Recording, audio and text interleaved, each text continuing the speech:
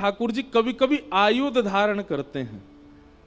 आयुध धारण करने के, आयुध मतलब शंख, चक्र, गदा, पद्म, धनुष, बाण आदि, ये सब धारण करने के दो कारण हैं। पहला तो राक्षस वध, और दूसरा अपने वैष्णव जनों को अधिकारी बनाते हैं ठाकुर जी, कई बार इनके प्रकार से।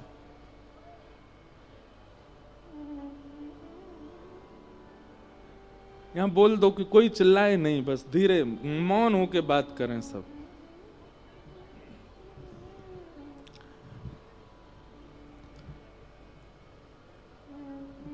अब क्लास लगेगी।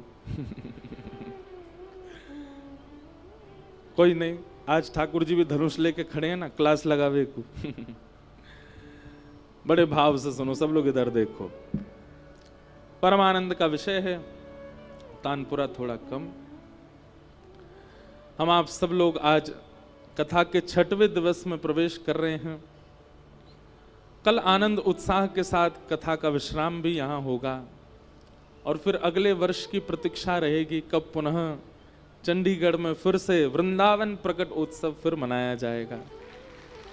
और अगली साल के तो हमने कोरे ऊधम ढूंढे हैं, इस बार तो हमने दधी काना किया। बी पराग जी बोले महाराज जी अगली बार 4-5 दिन का उत्सव कुछ ऐसा ही। मैंने कहा तो ठीक है, अगले साल कुछ करेंगे। इस बार तो दधी काना हुआ, अगले साल और भी कुछ भाव प्रकट होंगे, सब करेंगे हम लोग आनंद से। कल ब्रज लीला में ठाकुर जी वृंदावन पहुंच गए थे, उसके अतिरिक्त लीला का फिर विस्तार नहीं हो पाया, समय की पूर्ति हो गई थी। ठाकुर जी वृंदावन आ गए।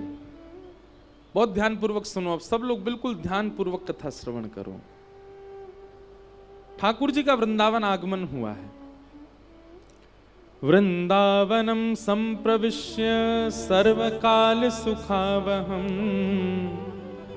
गोप गोपी गवाम सेव्य पुण्याद्रि तृणवीरुधम।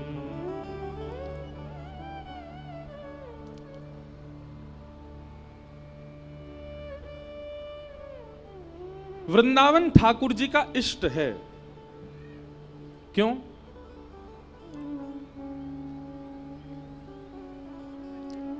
क्योंकि श्री जी के हाथों निर्मित है। बहुत ध्यान से पीछे वाले सुनो, आगे वाले तो अभी आके बैठ रहे हैं, आप ही लोग सुनो कथा। वृंदावन ठाकुर जी का इष्ट है। क्यों? क्योंकि श्री जी ने वृंदावन का निर्माण किया है।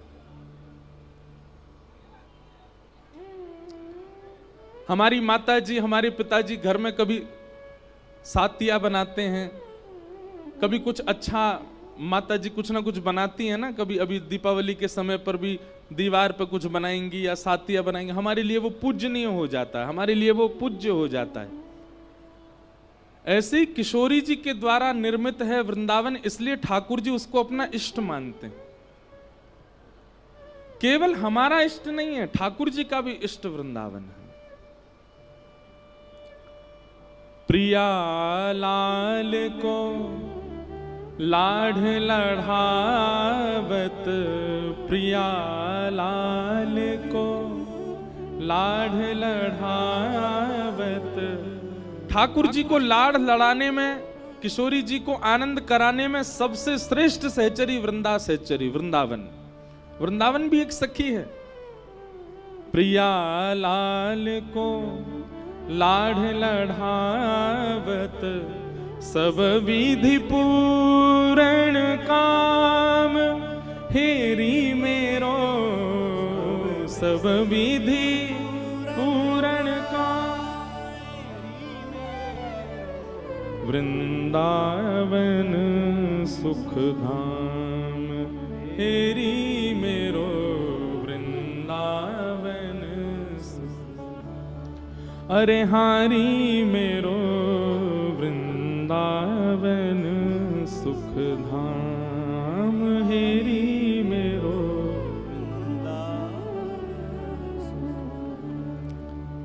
प्रिया लाल को लाड़ लड़ावे, सब विधि पूर्ण काम हेरी मेरो, वृंदावन सुख धाम। ऐसे वृंदावन में श्री ठाकुर जी का आगमन हुआ। वृंदावन आकर के भगवान ने कुछ लीलाएं की।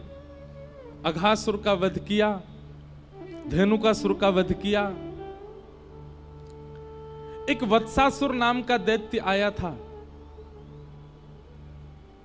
आगे वाले ने थोड़ी शांति रखो, बिल्कुल ध्यान से सुनो। एक तो लेट आए हो, ऊपर से हल्ला कर रहे हो, बिल्कुल शांति से सुनो। पीछे वाले पता 12 बजे से बैठे हैं, जो बैरिकेटिंग के पीछे हैं, 12 बजे से बैठे। आपकी पीड़ा हम समझ सकते हैं, लेकिन बहुत सावधानी से कथा सुनो। हम 2 ही दिन और सुना रहे हैं, तो 2 दिन बस चूको मत, एक शब्द भी आपसे रह ना जाए। और आज तो हम हाथ जोड़ के प्रार्थना कर रहे हैं, आज की कथा में तो हमको बिल्कुल डिस्टर्ब ना हो, तो भाव प्रकट हो। वत्सासुर नाम के ठाकुर जी ने एक दैत्य का वध किया, जो कि बछड़े के रूप में आया था। जैसे ही वत्सासुर का वध किया, किशोरी जी नाराज हो गई ठाकुर जी से। किशोरी जी बोली, तुमने वत्सासुर को क्यों मारा? ठाकुर जी बोले, दैत्य है, उसको मारेंगे नहीं। बोले, भले ही दैत्य था, लेकिन वो बछड़े के रूप में था, गैया के रूप में था, आपने उसको क्यों मारा?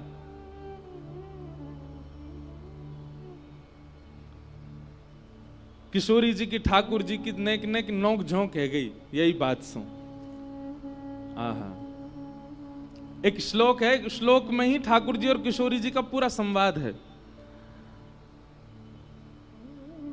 ठाकुर जी किशोरी जी को मनाने गए। अब आपने पदों में तो मान लीला सुनी है, हिंदी में मान लीला सुनी, संस्कृत में मान लीला सुनो।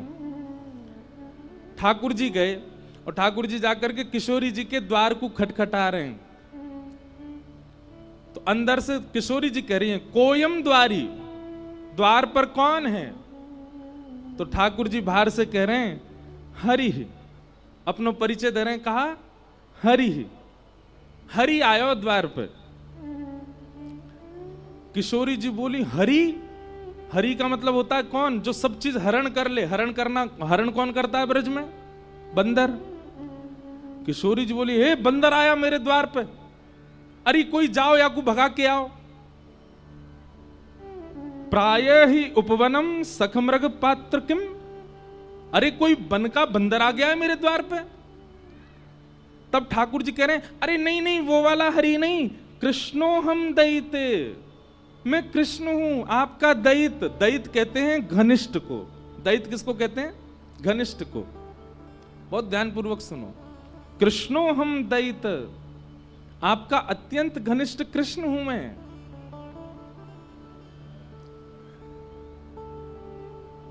किशोरी जी ने जैसे ही सुनी कृष्ण आया है, अब कृष्ण का मतलब क्या होता है? कृष्ण का मतलब होता है काला। किशोरी जी बोली, अरे गोपी, लाल बंदर नहीं, कारो बंदर आयो द्वार पे, भगा के आओ याकू। हरि नहीं आयो है, कृष्ण हरि आयो है, मतलब कारो बंदर या लंगूर आ गयो द्वार पे। कृष्णो हम दैते। श्री जी बोली, विभेमी नितराम कृष्णात अहम बानरात, अरे काला बंदर आया गोपी, भगा के आओ। लंगूर बंदर तो गोरे बंदर थे, ज्यादा खतरनाक रहे, याकू भगा के आओ। ठाकुर जी बोले, अरे नहीं नहीं श्री जी, राधे हम मधुसूदनो, हे श्यामाजू मैं आया हूं मधुसूदन। किशोरी जी बोली, ओहो ब्रजलताम तमेहि पुष्पान्विताम, अरे सखी देखो तो द्वार पर लगता है मधुमक्खी आई है। अरे द्वार मत खोलियो, भीतर आके दस देगी, लग जाएगी मेरे। ये पूरे ब्रज बीथीन के ब्रज रसन को चखवे वाली मधुमक्खी आई है, ये भौरा आया है द्वार पे, इसको भीतर मत आने देना। ठाकुर जी हर प्रकार से हाथ जोड़ रहे हैं, पाम जोड़ रहे हैं, अपने सब बात बता रहे। ठाकुर जी मूड पकड़ के बैठे, कहा बताऊं? हरि बताऊं तो बंदर सुने, कृष्ण बताऊं तो कारो बंदर, मधुसूदन बताऊं तो यूं सोच रही है कि मैं मधुहार हूं, मैं मधुमक्खी हूं। इत्थे निर्वचनी कृतो सदैता पातु हणो हरिवा, ठाकुर जी कह रहे हैं, अरे मैं जगत नियंता जग पालक आया हूं। किशोरी जी कहीं विधाता आजकल पृथ्वी पे घूम रहा है, मेरे द्वार पे आ गया विधाता, ब्रह्मांड नायक आ गया। किसी भी कारण से श्री जी द्वार नहीं खुल रही हैं। ठाकुर जी समझ गए, मान कर रही हैं, रूठ गई हैं मुंह से। अंत तो गत्वा ठाकुर जी कहते हैं, अरे मैं ब्रज बीथीन को दास, ब्रजवासीन को दास, श्यामाजू को दास, आप सब ब्रजवासीन की कृपा दृष्टि से पलवे वारो, आप सबन को दास आयो हूं। तब श्री जी बोले, ओहो नंद नंदन कृष्ण आए हैं क्या? बोले हाँ, ये है हमारा परिचय। बोले पहले बताना चाहिए हो कि ब्रज के दास आए हैं, ब्रजवासीन के दास आए हैं। जब अपने आप को सवन को दास बताए तब किशोरी जी ने द्वार खोलो, कहो क्या बात है? बोले श्री जी क्षमा कर दो ना, हमसे अपराध है क्या? किशोरी जी बोली, अपराध नहीं, आपने वत्सासुर को क्यों मारा? वो बछड़ा बन के आया था। ठाकुर जी बोले, आप बताओ मैं कहां करूं, कैसे मेरा अपराध दूर होएगा? श्री जी बोली, अब तो एक ही उपाय है। बोले कहा, अपने हाथन के श्रम से, अपने शरीर के श्रम से एक कुंड प्रकट करो, वहां में स्नान करो, और वहां में जब आप स्नान करोगे तब पाप निवृत्त होगे, तब मैं आपको स्वीकार करूंगी। ठाकुर जी ने सुंदर कुंड को निर्माण किया। रोज जाते जा जा करके महाराज कभी बता में ठाकुर जी ने अपने कंगन से, कभी कह में पाम के अंगूठा से छिद्र से खोदनो प्रारंभ कियो। एक सुंदर कुंड को निर्माण कियो, वहां में जल को स्रोत प्रकट है गयो, वही है कृष्ण कुंड। ठाकुर जी ने उसने स्नान किया। ठाकुर जी स्नान करके गए, श्री जी से जाके बोले, मैंने कुंड भी प्रकट कर दियो, स्नान भी कर लियो, अब तुम को स्वीकार कर लो। किशोरी जी बोली, तुम पे भरोसा ना है मुझे। अरे मैंने इतनी मेहनत करके कुंड बनायो, नहाए आयो, अब तो स्वीकार करो। किशोरी जी बोली, मुझे भरोसा ना है, मैं अब एक कुंड बनाऊंगी। तब किशोरी जी ने अपने कंगन से खोद करके नवीन कुंड प्रकट कियो, वही को नाम है राधा कुंड। और ठाकुर जी को आज्ञा दी, अब या में स्नान करो, या में गोते लगाओ, और या में खड़े है करके फिर क्षमा मांगो ब्रजवासीन सो, गैया सो, तब क्षमा करूंगी। ठाकुर जी ने वहां में स्नान किया, कान पकड़ के क्षमा मांगने लगे। सब ब्रजवासी गैयान से क्षमा मांगी। तब श्री जी ने ठाकुर जी को बाहर लेकर के अपने हृदय से लगाए, वो अब स्वीकार करेंगे। नहीं तो महाराज ठाकुर जी से रूठ गई श्री जी, स्वीकार नहीं कर रही हैं, त्याग कर रही हैं। ऐसी मान लीला ठाकुर जी की चलती रहे श्री जी के साथ में। अभी मन में भाव आ रहे हो, अभी मैं रास्ता में आ रहा हूं तो मैं विपराग जी से बोलो, मैंने कि कई भाव ऐसे हो में लीला के जो कहीं लिखे नहीं हैं पर अपने आप चिंतन में आ जाते हैं। जैसे कोई बिजनेसमैन व्यक्ति है तो उसके चिंतन में इतना बिजनेस चलता रहता है कि वो कुछ ना कुछ इनोवेटिव करता ही रहता है। गायक व्यक्ति है तो इतने स्वर राग उसके मस्तिष्क में घूमते हैं कि कोई ना कोई स्वर उसके चित्त में आता ही रहता है। ऐसा गाऊंगा तो अच्छा लगेगा, ऐसा करूंगा तो अच्छा लगेगा। फिल्म मेकर्स लोग होते हैं, वो कुछ ना कुछ स्टोरी बनाते रहते हैं कि ऐसे दिखाएंगे तो लोगों को भाएगा। ऐसे ही कथा करने वाले भी निरंतर चिंतन करते रहते हैं ठाकुर जी का, तो कोई ना कोई भाव प्रकट होता है। एक भाव प्रकट हुआ कि ठाकुर जी ने सब गोपीन के मक्खन चुराए, किशोरी जी को मक्खन नहीं चुराए हो? कभी ठाकुर जी ने किशोरी जी के यहां जाके मक्खन नहीं चुराए होगो का? तब मन में भाव आया कि भाई ये लीला कहीं लिखी तो नहीं है, पर फिर कुछ शब्द लिख करके एक पद बनाया। ठाकुर जी ने किशोरी जी के यहां चोरी कैसे करी होगी, ध्यान से सुनियो। अब वैसे तो आपको चिंतन करना चाहिए, पर फिर भी आंख खोल के ही सुन लो। जब जब भाव लगे तो नेत्र बंद करके उस छवि का दर्शन करना जो यहां लिखा है। आहा, कुंवरी श्यामा मेरी प्यारी श्यामा, दधिमथ सुंदर लागे, मेरी प्यारी श्यामा दधिमथ सुंदर लागे। सब लोग इधर देखो, कैसा है स्वरूप। कीर्ति मैया, राधा रानी की मैया ने किशोरी जी से कही, लाली अब तू बड़ी रहती जा रही है ना, घर के काम काज सीख ले। किशोरी जी बोली, कहा करूं मैया? बोले, अब तू दही मथनो सीख ले, मक्खन निकारे कर, धीरे धीरे घर के काम ने अपने जीवन में ला। तो किशोरी जी आज पहली बार दधी मंथन कर रही हैं। किशोरी प्यारी दधी मथ सुंदर लागे, किशोरी प्यारी दधी मथ सुंदर, तनिक तनिक हाथन सो मथनी, तनिक तनिक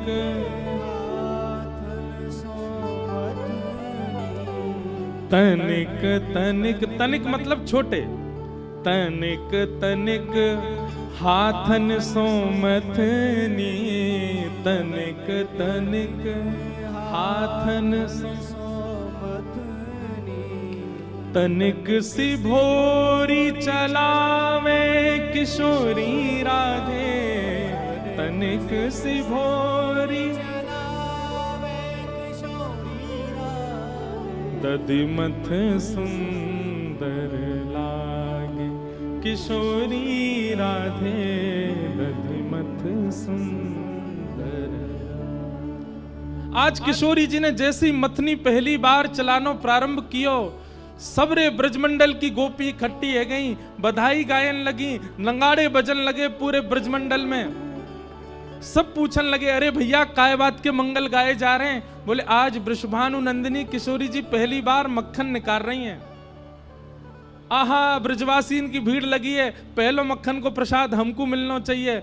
लंबी भीड़ लगी है, वृषभानु जी सबको संभाल रहे हैं। बोले, चिंता मत करो, लाली मक्खन निकाल तो ले, एक एक बिंदिया, एक एक बिंदी मक्खन सबको मिलेगा प्रसाद में। नंगाड़े की आवाज पहुंच गई कहां? नंदगाम। इतने में दौड़ो दौड़ो मधुमंगल गए और ठाकुर जी के पास। बोले, लाला एक नई खबर लेके आया हूं। ठाकुर जी बोले, कहा खबर है भैया? बोले, बरसाने में नंगाड़े बज रहे हैं। बोले, काय बात के नंगाड़े?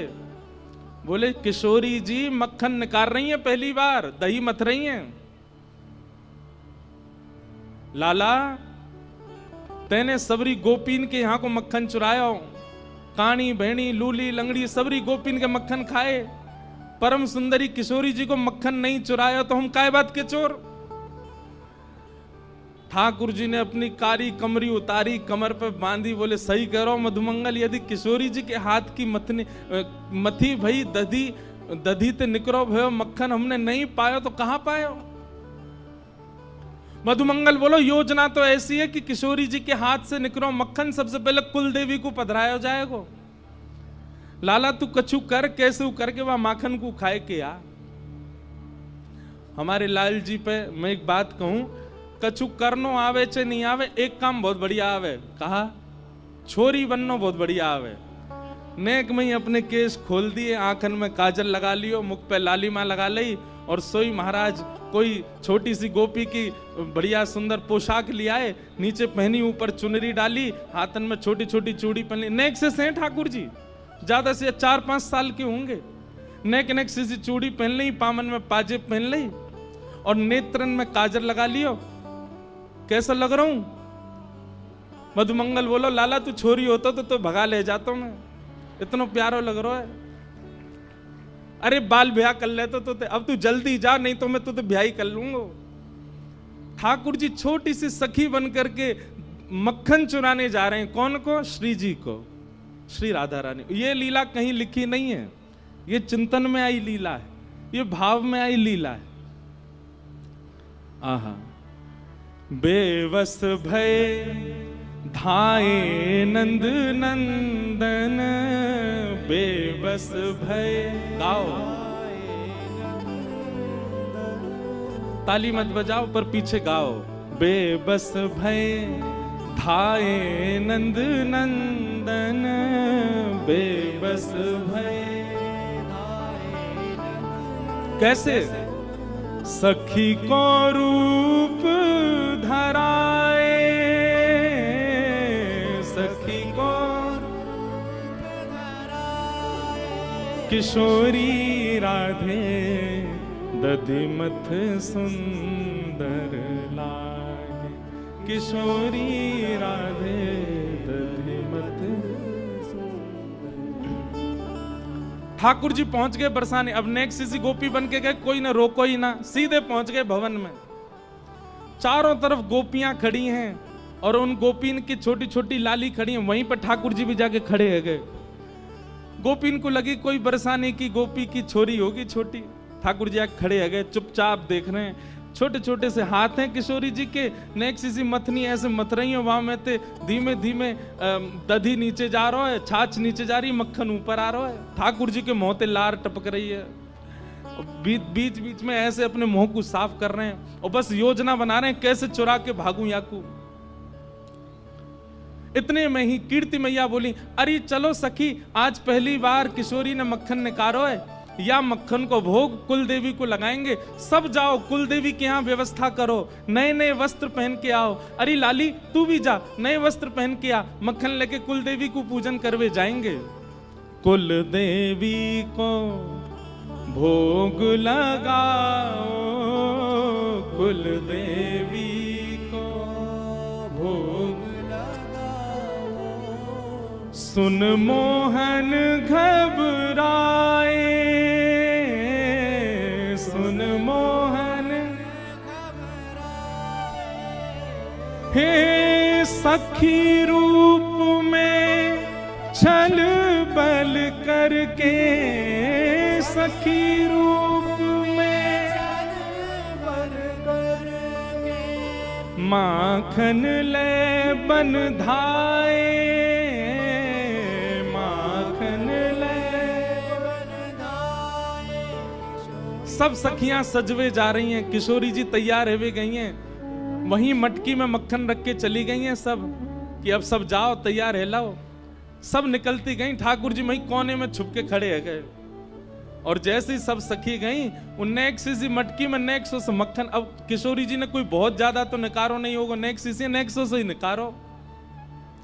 वहां नेक्से से मक्खन को लेकर के ठाकुर जी वन की ओर भागे और वन में भाग करके ठाकुर जी ने अपना श्रृंगार आदि सब उतारो, एक वृक्ष के ऊपर चढ़ गए। सैन नहीं है रोए, किशोरी जी ने मक्खन निकारो, याकू तो मैं प्रेम से पाऊंगो। कहा भयो, जैसे ही प्रथम मक्खन उंगली में लेकर के मुख से लगायो तो कहा भयो, माखन को जब अधर लगायो, माखन को जब अधर लगायो, गिरधर बेसुध पाए, गिरधर बेसुध पाए। ठाकुर जी ने जैसे ही मक्खन नेक अपनी जीभ पर रखो, वो एक बिंदु रखते ही नेत्र बंद है गए। किशोरी जी को स्मरण है लगो, तनिक तनिक से हाथन सो कैसे श्रम करके किशोरी जी ने मक्खन निकाल के मटकी में धरो। इन्हीं सब चिंतन में आकर के ठाकुर जी तो वहीं मूर्छित है के गिर पड़े, बेसुध है गए। एक हाथ में मक्खन लगो, दूसरे हाथ में मटकी, ठाकुर जी पड़े हैं बेसुध। श्री राधा श्री राधा श्री राधा श्री राधा, बस वही स्मरण चल रहा है मन में। यहां सब सखी आई और जैसे ही आकर के देखो महाराज मक्खन तो गायब है गयो, मटकी कोई लेके भाज गयो। पूरे बरसाने में हल्ला है गो, अरे मक्खन चोरी है गो, मक्खन चोरी है गो, मक्खन चोरी है गो। किशोरी जी बोली, मक्खन लेके कौन चलोगो? किशोरी जी के तो नेक नेक अश्रुबिंद आ गए, पहली बार मक्खन निकालो वो कोई लेके भाज गो। तभी किशोरी जी की छोटी छोटी सखियां ललिता विशाखा भी आई और बोले मक्खन चोर तो एक ही है पूरे ब्रजमंडल में, हमें ऐसा लगा वहां कुछ सुगंधी आ गई होगी श्यामाजू और वो ही आकर के लेके गए, पर वो कैसे आ सके यहाँ पे? हम तो नेक देर को गए, इतनी देर में भी कोई ना आयो, द्वार आदि सब बंद रहते। विशाखा बोली, अरे बड़ो छग्म भेषी है, नेक में ही गोपी बन जाए, कुछ तनिक सी छोरी बन के आएगो होगो लेके भाज गो, मैं सब जानू वाकू। श्यामाजू आप तो चलो नंदगाम के मार्ग पर चलें, वन में ढूंढेंगे मिल जाएगा। और किशोरी जी सब सखीन के संग गईं और तभी कहा, देखो एक कदम वृक्ष के नीचे ठाकुर जी ने सखी को रूप धारण कर रखो है, केश खोल रखे हैं, चुनरी पड़ी है, बेसुध अवस्था में पड़े हैं। ठाकुर जी को नीचे छोटा सा लहंगा, लहंगा के नीचे छोटे छोटे पावन में छोटे छोटे नूपुर, हाथन में चूड़ी, और ऐसे मुखमंडल की कांति देख करके सब सखी पहले तो बेहोश कन्हैया की बलैया ले रही, कितने प्यारे लग रहे हैं। मुख पे मक्खन लगो है, दूसरे हाथ में छोटी सी हंडी में मक्खन रखो है। किशोरी जी बोली देखो यहाँ पड़े हैं चोर, और लेके भाज गए, पता ना यहाँ सो कैसे गए। किशोरी जी ने जाकर के ठाकुर जी के मस्तक पर जैसे ही भुजा रखी, ठाकुर जी होश में आए।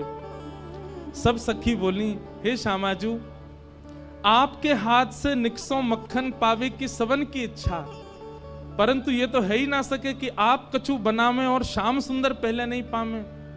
अब श्याम सुंदर ने अधर पर धारण कर ही लियो है, हम सब सखीन की बड़ी अभिलाषा है कि आपको प्रसाद हमें मिले, तो आप कृपा करो यही मक्खन जो श्याम सुंदर के अधर पर लगो है, आप अपनी भुजा से लेकर के हम सब सखीन को बांट दो। और ठाकुर जी के मुख पे लगो मक्खन ही सब सखीन में बांट दियो, और या तरीका से किशोरी जी के हाथ से निकसो हुए मक्खन ठाकुर जी ने प्रसादी करके पूरे ब्रजमंडल में बंटवायो है। बोलो बाल कृष्ण लाल की, किशोरी राधे दधिमथ सुंदर लाल, किशोरी राधे दधिमथ सुंदर। ऐसी ठाकुर जी की अब वृंदावन आने के बाद में ये निकुंज लीला प्रारंभ हो गई है। किशोरी जी के साथ मान लीला, किशोरी जी के साथ में दान लीला, किशोरी जी के साथ में अद्भुत अद्भुत लीलाओं को ठाकुर जी प्रकट कर रहे हैं।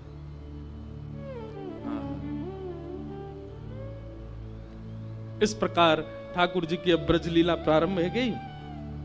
आगे भगवान ने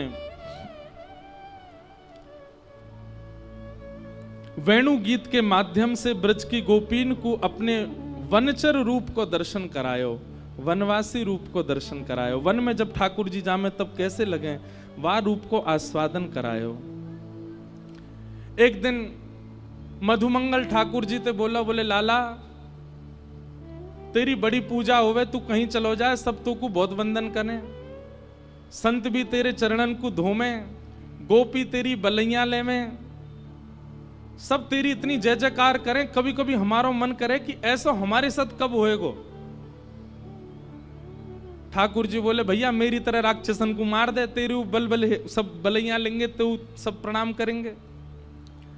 मधुमंगल बोलो जे बात ना है लाला, ये जरूर तेरी पोशाक को कोई कमाल है, ये तू मोर पंख पहन के आवे, कारी कमरी कमर में बांध के आवे, पीली पीतांबरी पहन के आवे, यही से आकर्षण बने सबन को। ठाकुर जी बोले तो कहा करोगे, बोले कल मैं हूं ऐसे पहन के आऊंगा। और दूसरे दिन मधुमंगल भी ठाकुर जी की तरह पगड़ी बांध के, वहां में मोर पंख लगा के, कमर में काली कमरिया बांध के, और बढ़िया ठाकुर जी की तरह वैजंती माला पहन के, और जैसे ठाकुर जी टेढ़ी मेढ़ी चाल चले ऐसे चलतो भयो, वंशी बजातो भयो, मधुमंगल आगो। ठाकुर जी बोले मधुमंगल कहा कर रहा है? बोले लाला अब तेरी तरह मैं हूं डोले करूंगा, सब मेरू बलैया ले करेंगे, मेरू आरती करे करेंगे। ठाकुर जी बोले बाबड़ो है, अपने रूप में रहे, दूसरे की नकल का करे ना है लाला, मैं हूं पुजवाऊंगा, मैं हूं गोपीन से बलैया लबाऊंगा अपनी। ठाकुर जी बोले करवा ले। ठाकुर जी बोले मैं तो जा रहा हूं जमुना स्नान को, और यमुना स्नान करने के लिए ठाकुर जी गए। ठाकुर जी ने सबरी पोशाक उतार दी अपनी। इतने में ही केसी नाम को राक्षस वाकु कंस ने भेजो ब्रजमंडल।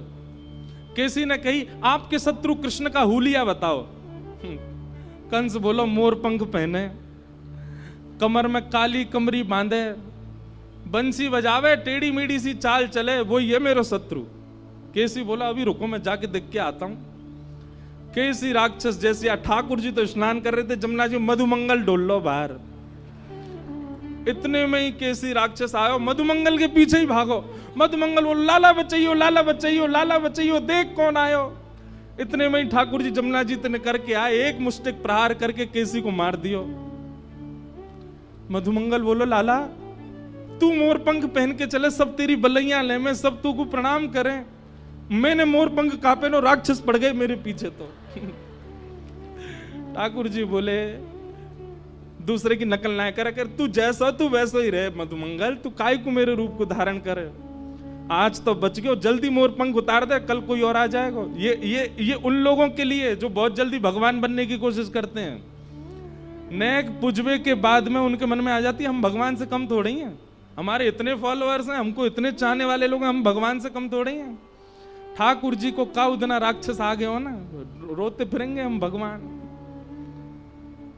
आहा, कैसे ठाकुर जी हमारे ब्रज में गाते हैं, मुकुट तेरो टेढ़ो वृंदावन तेरो टेढ़ो, मुकुट तेरो टेढ़ो, मुकुट तेरो टेढ़ो, लकुट तेरी टेढ़ी, मुकुट तेरो टेढ़ो, अरे हाँ रे लाला टेढ़ी रे, अरे हो रे लाला टेढ़ी रे, अरे हाँ रे लाला टेढ़ी रे, श्याम तेरे मुख की मुरलिया, हाँ श्याम हाँ टेढ़ी टेढ़ी रे, हाँ रे लाला टेढ़ी रे, श्याम तेरे तिरछी नजरिया, टेढ़ी टेढ़ी रे, हाँ रे लाला टेढ़ी रे, श्याम तेरे तिरछी नजरिया, हाँ श्याम हाँ टेढ़ी टेढ़ी रे, हाँ रे लाला टेढ़ी रे, श्याम तेरी तिरछी नजरिया।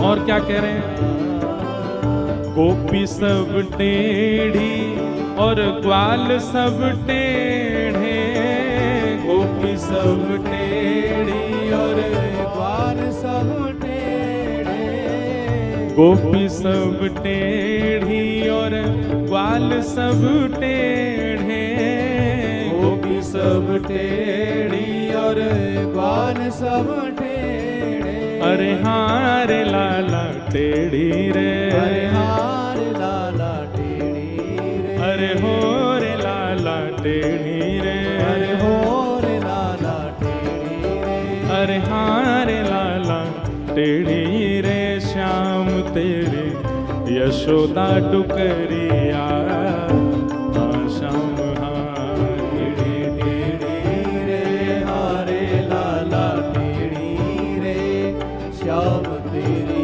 यशोदा डुकरिया, हाँ श्याम हाँ टेढ़ी। भक्त सब टेढ़े भगतानी सब टेढ़ी, भक्त सब टेढ़े भगतानी सब टेढ़ी। आप विश्व में हर देवता के उपासक भक्तों से मिलो, पर हमारे कन्हैया के उपासक भक्तन से मिलो, अजीब ही होंगे, अलग ही हैं सबंसों।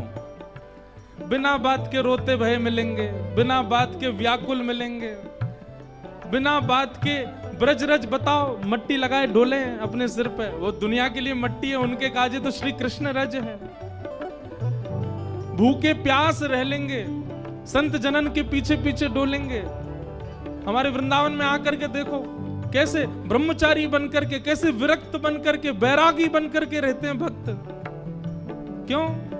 भक्त तेरे टेढ़े भगतानी सब टेढ़ी, भक्त सब टेढ़े भगतानी सब टेढ़ी, भक्त सब टेढ़े भगतानी सब टेढ़ी, भक्त सब टेढ़े भगतानी सब टेढ़ी, अरे हाँ रे लाला टेढ़ी रे, अरे हाँ रे लाला टेढ़ी रे, अरे हो रे लाला टेढ़ी रे, अरे हो रे लाला टेढ़ी, अरे हाँ रे लाला टेढ़ी रे, श्याम तेरे प्रेम की नगरिया आओ श्याम हारे रे हारे लाला टेढ़ी रे श्याम तेरी तिरछी नजरिया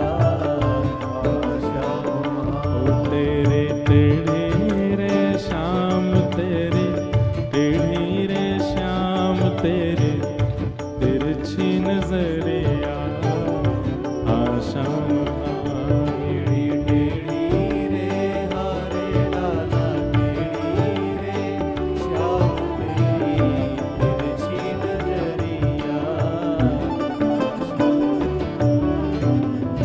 ऐसे ठाकुर जी की ब्रज लीलाएं सब चल रही हैं।